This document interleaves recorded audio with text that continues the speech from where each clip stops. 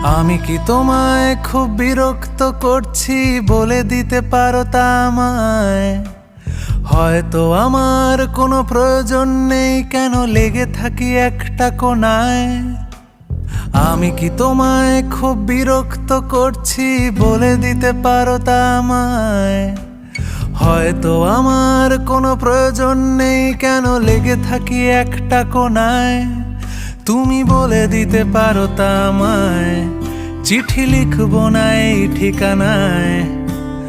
আমারও তো মন ভাঙে, চোখে জল আসে, আর অভিমান আমারও তো হয়, অভিমান আমারও তো হয়।